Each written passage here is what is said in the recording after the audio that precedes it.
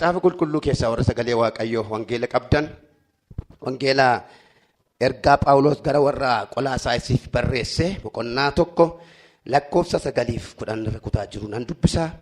Dubbiin Waaqayyoo akkana jedha. Qolaasaayis boqonnaa 1 9-10 dubbisa. Kanaaf nuyi erga gaafa kana dhageenyeeti Waaqayyoon isiniif kadhachuu hin dhiifne fedhasaa hubattanii ogummaa hundumaan qalbifannaa hafuura qulqulluun kennuunis akka guutamtaniif Waaqayyoon isiniif in kadhanna. Jireenya gooftaadhaaf ta'u jiraachuu yeroo hundumaa waan isatti tolu gochuu hojii gaarii ta'e hundumaatti ija godhachuu Waaqayyoon beekuttis guddachuu akka dandeessaniif in kadhannaa. Ameen. Mata dureen koo amala kiristaanaa fayya qabeessa yookaan amala kiristaanaa fayyee jedheen dubbadha. Ergaa kanaa kan barreessu Phaawulosi. Ergaan kun kan barreeffame iddoon itti barreeffame Roomaadha. Barri itti barreeffame bara 60 hanga 61 dhaloota Kiristoos booda. Magaalaa kana keessatti yookaan Qolaasaayisitti yeroo jalqabaaf sagalee Waaqayyoo kan dubbatu Ephaafiras nama jedhamudha. Ephaafiras kun yeroo jalqabaaf magaalaa kana keessatti wangeelli akka babal'atu kan bu'uuresse isa. Qolaasaayis kun kiiloomeetira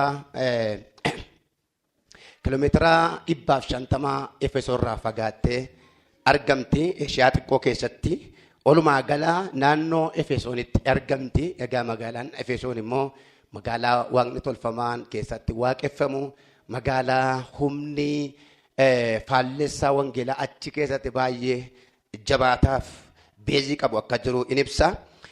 Wangeela keessaa Qolaasaayis boqonnaa 1:7 yoon dubbisu akka jedha. Phaawulos waa'ee Ephaafiras gaafa dubbatu waa'ee ayyaana Waaqayyoo Ephaafiras hidhata keenya isaa jaallatamaarraa barattaniittu inni Kiristoosiif hojjetaa amanamaa ta'e isiniif ergameera. Waa'ee jaalala keessanii isaa hafuurri qulqulluun kaase isatu nutti himee jedha. Phaawulos gara kanatti dhaqee wangeela lallabuudhaaf hin mijanne. Yeroo kana ergaa kana kan barreessu Phaawulos mana hidhaa keessa taa'eeti. Kanaaf iyyuu ergamaa isaa yookaan mucaa hafuuraa isaa kan ta'e Ephaafiras iddoo kanatti wangeela dhugaa ba'ee barsiisee ija amantii yookaan immoo ija hafuuraa waldaa kanaa immoo yeroo inni Phaawulositti dhugaa ba'u Phaawulos immoo sagalee jajjabinaaf abdii akka isaaniif barreessuti argina. Egaa olumaa galatti as jalatti gara kutaa 3 qabxii arfan tokkotu jira kan Phaawulos dubbachuu barbaadu waa'ee waldaa kanaa. Isa jalqabaa irratti akkas jedha, jireenya gooftaadhaaf ta'u jiraadhaa jedha. Wanti isinirraa eegamu yoo jiraate inni tokko jireenya gooftaadhaaf ta'u jiraachuudha.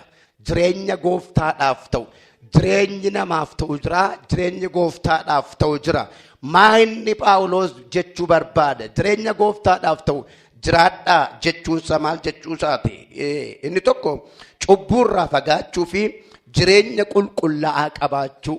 Maal gochuuf? Jireenya gooftaadhaaf ta'u jiraachuudhaaf, jireenya gooftaan barbaadu jiraachuudhaaf, jireenya gooftaan jaallatu jiraachuudhaaf isa jalqabaa cubbuurraa fagaachuudhaaf jireenya qulqullaa'aa jiraachuu. Eenyu wajjin? Gooftaa wajjin. Maal ta'uudhaaf? Kiristaanaa fayya qabeessa ta'uudhaaf. Akkasuma namaaf Waaqayyoof jaalala qabaachuu. Namaafis Waaqayyoofis. Namni hiriyaasaa utuu hin jaallatiin Waaqayyoon immoo nan jaalladha yoo jedheedha abbaan ergaa Yohaannis. Inni maaloodha? Inni maaloodha? Sobaadha. Maal jennaan? Hiriyaasaa yookaan obboleessa isaa isa bira jiruyyuu kan hin jaallanne Waaqayyoon eessatti argee jaallataadha. Amala gooftaadhaaf ta'u jiraachuun gaa qabxiin ittaanu maal gochuudha? Hiriyaasaaf maal gochuu? Jaalala qabaachuu, namaaf waaqayyoofis maal qabaachuu? Jaalala, namaafis eewufis. Namoonni tokko waaqayyoon hin jaallatu, nama hin jaallatan. Namoonni tokko nama hin jaallatu, waaqayyoon hin jaallatan. Lachuun isaayyuu guutuu miti. Namni waaqayyoon jaallatu nama jaallachuun itti ulfaatu.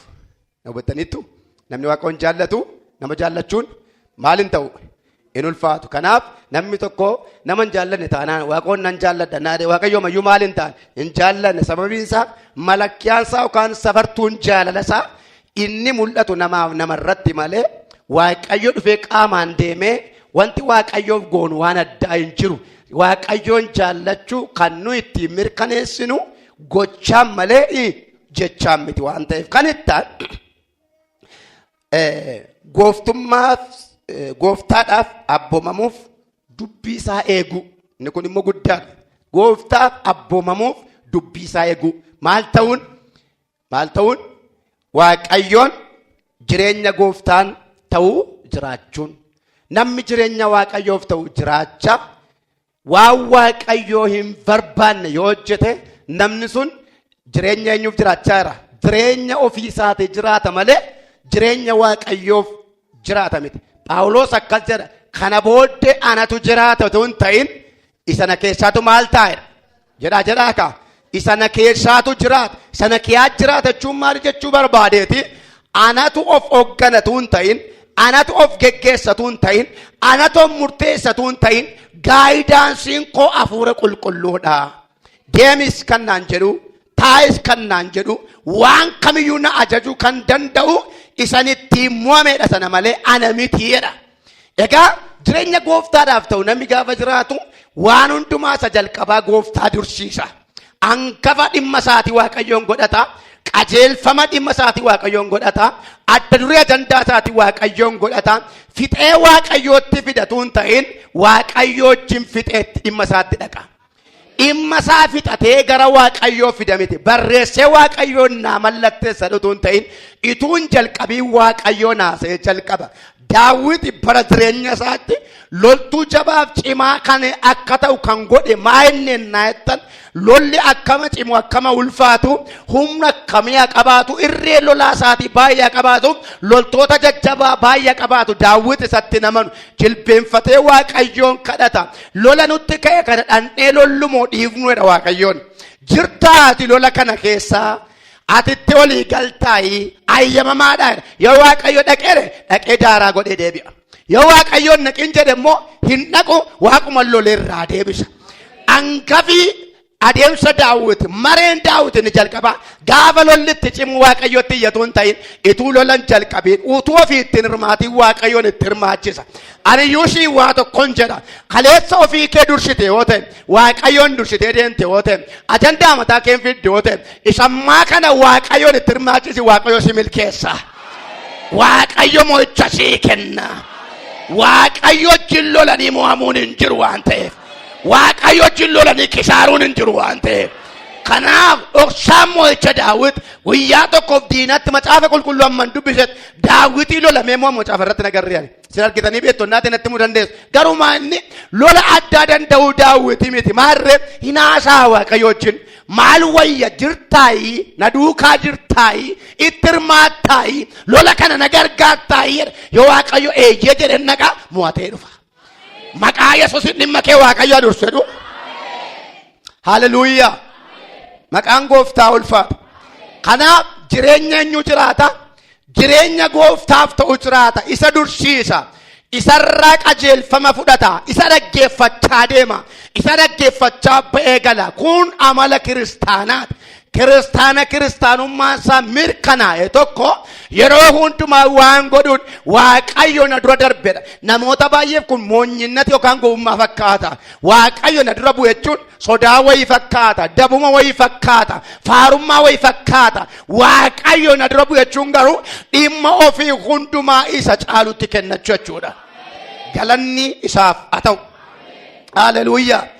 Gooftummaa isaa gooftaadhaaf abboomamuuf dubbii isaa dhaga'u maal ta'uun jireenya gooftaaf ta'u jiraachuun Macaafa qulqulluu keessa wangeela Yohaannis 15:7 irraa akkeera. Isin anatti qabattan yoo jiraattan dubbiin koos isin keessa yoo jiraate isin wanti yoo jiraattan dubbiin koos isin keessa yoo jiraate waan feetan hin kadhattu isiniif in ta'as.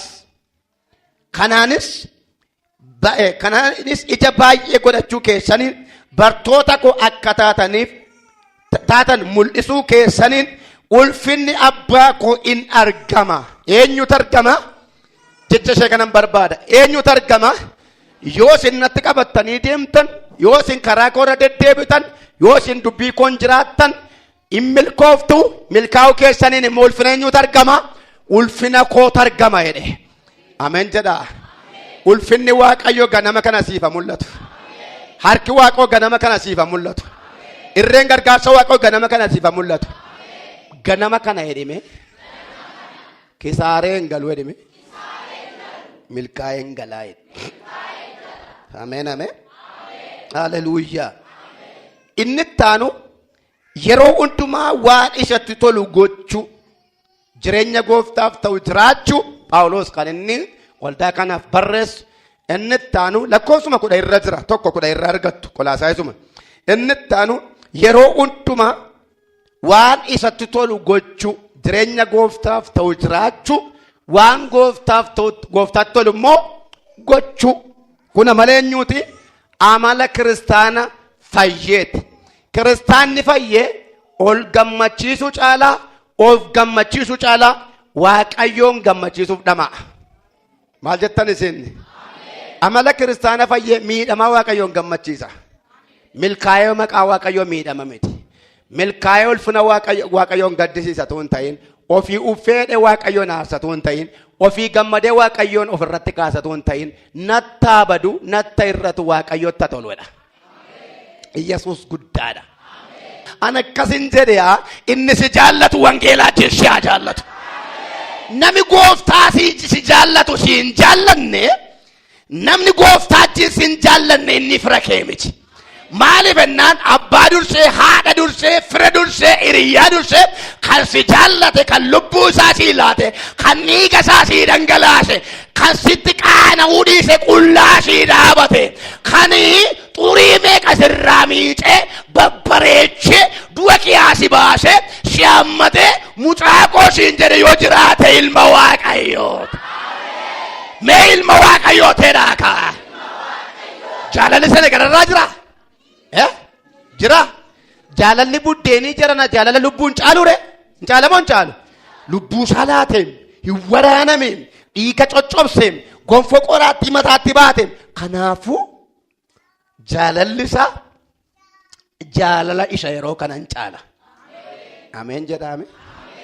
Jaalalli kamiyyuu jaalalli lafa kanaa jaalala gosa afurtu jira beektu. Jaalala lafarra jiru keessaa jaalalli oriijinaaliin agaappe isa jedhamu isa Kiristoos biraa namaaf kenname. Maqaan isaa haa ulfaatu.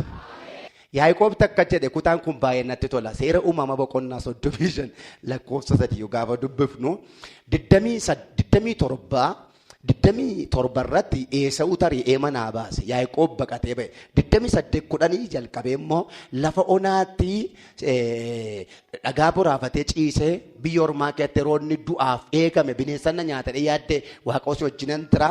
Biyya akkuma si baasetti biyya tidhattuun sin ga'a sin baay'isaa nagaan deebiseen si galcheedhe biyya mana Laabaanitti geesseetu biyya eessuma isaati waggaa 7 gola namaa kee jiraachise gaafa achi deebi'u qabeenya humnaa olii sooromee deebi'e. Yaaqoob gaafa manaa bahe qofa gaafa galu garuu haadha manaa lama fuudhee haati lamaan nu horaniiru haati manaa lamaan nu horaniiru qabeenya horeera dhufee gaafa hintineeru maa dhabeettu lafa gaaficha Waaqayyo itti mul'ate halkan itti mul'ate sana dhagaa milikitaa dhaabee deeme sana dhufeetu kottaa jedhe Waaqayyoolitti tolfamaa kan qabdan fidaa jedhe Waaqayyoolita gurra keessanitti fidaa jedhe isa quba keessatti fidaa maal jennaan ana Waaqayyo isa guyyaa rakkina kootti na gargaareef aarsaa dhiyeessa isin waan beektan hin qabdani anuma akkas abbaa manaa isinii ta'e kana lafa kanatti nyaatameen oole halkan salphinaa waaqayyoon na oolche seenaatu jira. Kanaaf immoo kun dhagaa ragaati. Iddoo kanatti waaqayyoon jajannaati. Asitti immoo waaqi tolfamaan waaqeffamu biyya keessanitti malee asitti hin hojjetu. Fidaa hidheessa jalqabaa waaqayyoon tolfamaa isaan kana baasaanii fudhatanii dhufan arraayaasi. Dhaqee maal godhe beektu qilxuusa Sheekemitti dhiyoo jiru jala awwaaleedha. Maal godhe?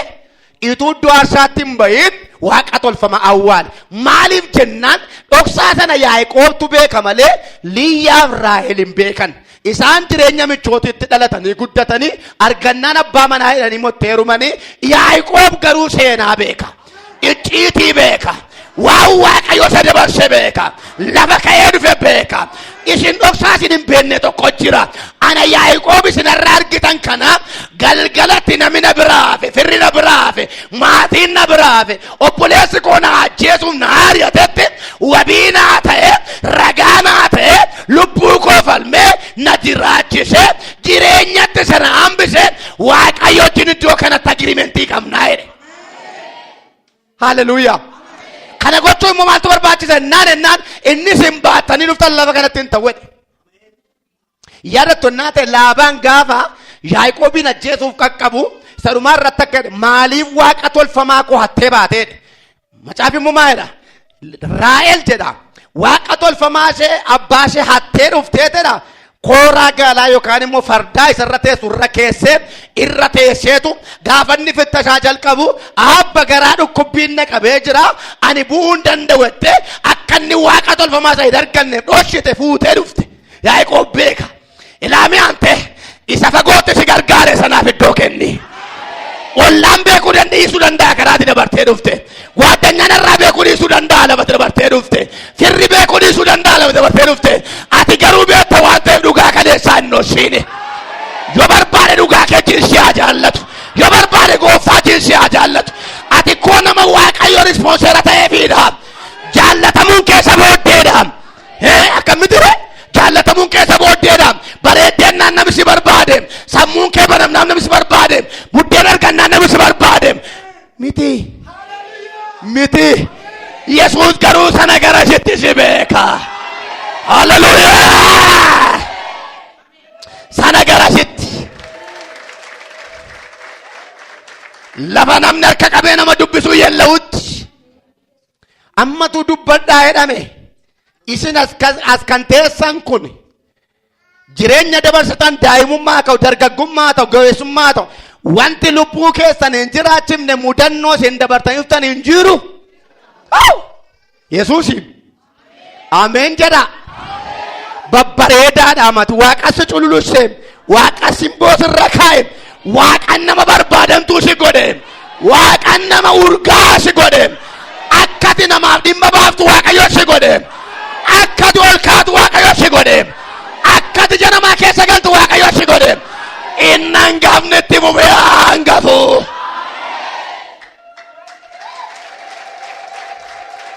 Seera maalo. Hallelujah. Annatti tole murtoo Yaaqoob amma waaqa keenya laannachuus hin danda'ama biyya isaaniitti ba'aniiru. Eessa jiru? Qeetti galaniiru. Qe'ee Yaaqoob jiru waan ta'eef fidaa jedhe beeka lafa isheen jirtu. Gaafas fuutanii hin bayinaan jenne dubbii kaa waan ta'eef. Inni mana abbaa keenyaa dhiibneen deemtanii namicha qofa harii waan ta'eef yeroo isaan waaqa tolfamaa fe'atanis hima argaa rakkina hin qabu lafa gahee awwaalamu qaba jedhe. Inni si duukaa bahee dhufe irraa awwaalamu. Galata kenni danku guddina kenni danku eebba kenni danku waaqeffannaa kenni danku ganama kana abidda Yesuusin awwaalamu. Mi annan paayidhi. Tabal jedhi maalo. Hallelujah. Isa jalqabaa irraa yaaseedha. Gurra isaanirraa quba isaanirraa yaaseetedha. Hin kaa'e miti. Yoo kaa'e bordee bitee fuuti jarri. Isaanin asitti dhaqe dhiise. Lafa isaan arguu hin dandeenyetti dhaqee awwaaleetu kottaa gaa ol baanaa jedhe. Amma kana booda faarfachuudha. Amma kana booda halleluuyaa jechuudha. Amma kana booda Yesuus yaadinaa jechuudha. Halleluuyaa.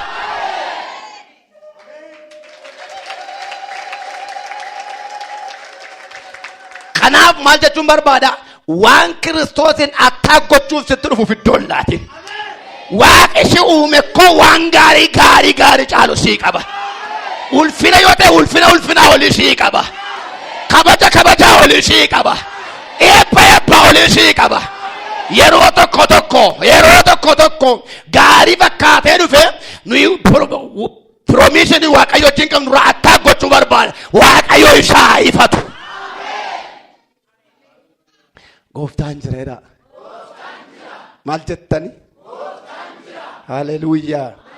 Kanaaf waan gooftaatti tolu gochuun, waan hiriyaatti tolu, waan gwaaddanyaatti tolu gochuurra dursuu qaba. Ameen. Haleluuyaa.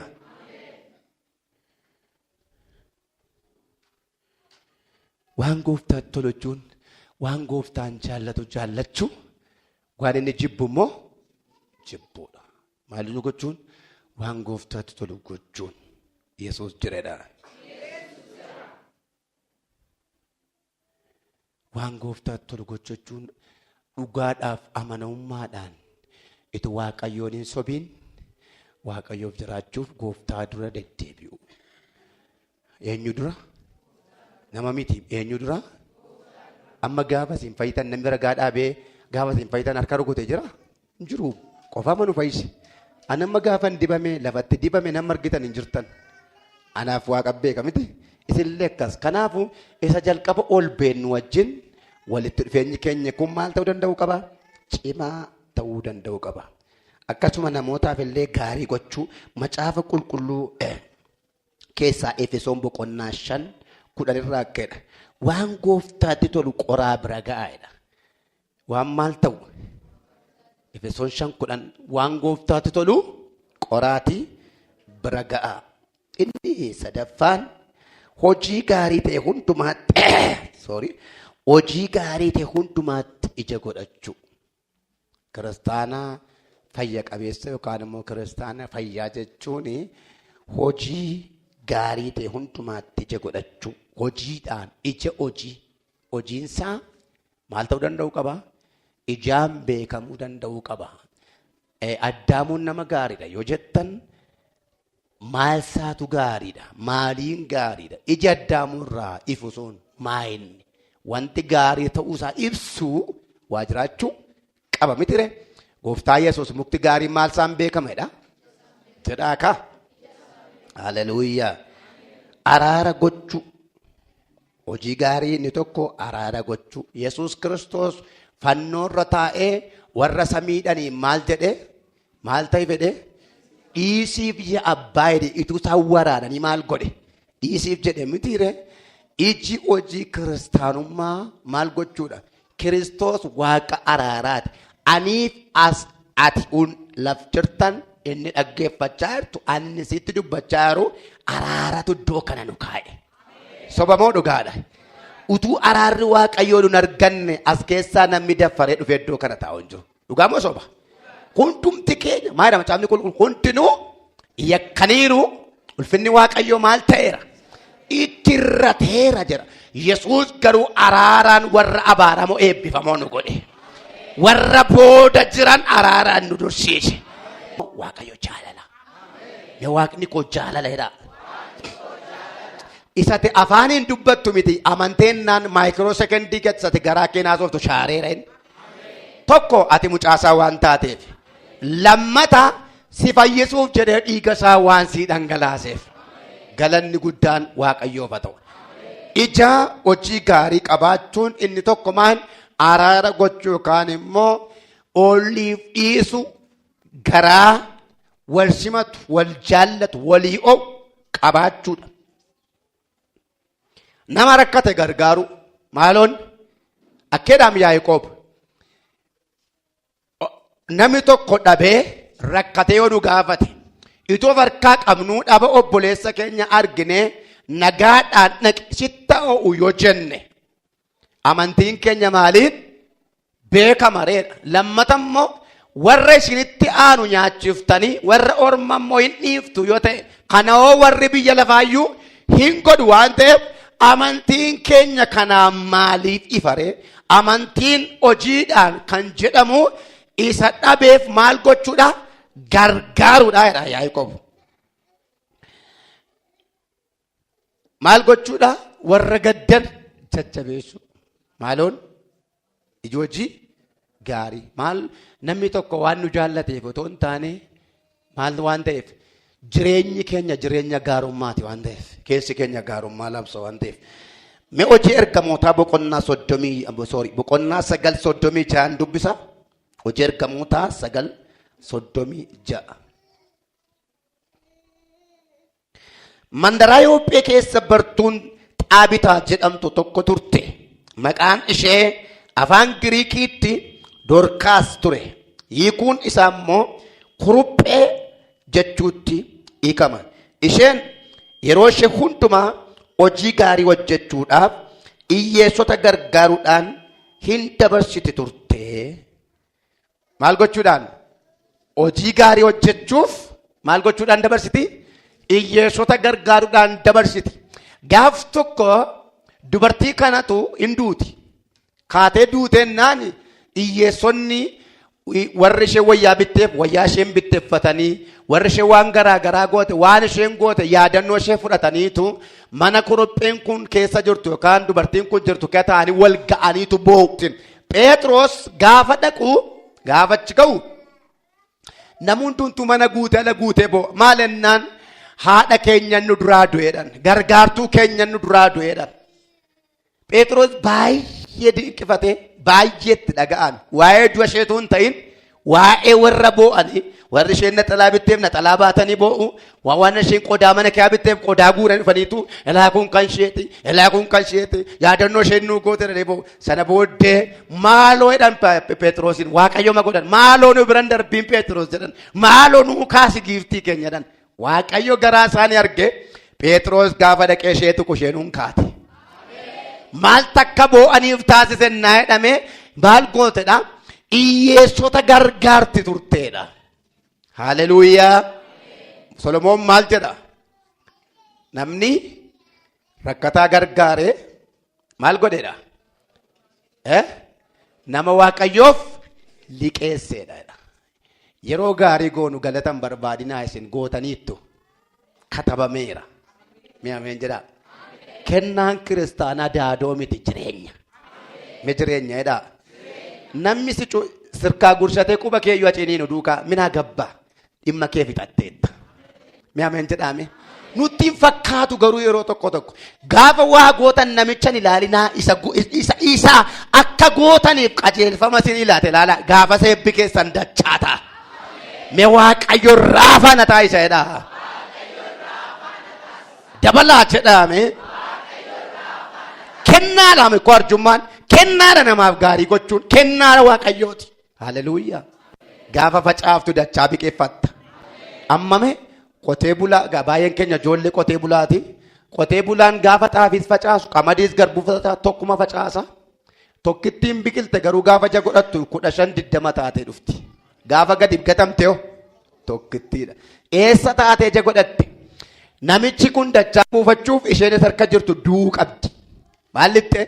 Lafa keessa lixxee tortortee duutee jireenya taate. Ati milkaa'uuf innati sirka jitu ba'ee hirruu ta'eetu dachaa ta'ee dhufa. Yesuus jireedha maaloo. Haleluuyaa. Dubartiin kun gaa hojii gaarii ishee akka isheen lubbuun iyyuu itti fuftee jiraattu godhe. Xaabitaa nami jedhamtu kun. Inni dhuma waaqayyoon beekutti guddachuu. Maal gochuu? Waaqayyoon beekutti guddachuu. Dubbii waaqayyoo barachuuf hubachuu.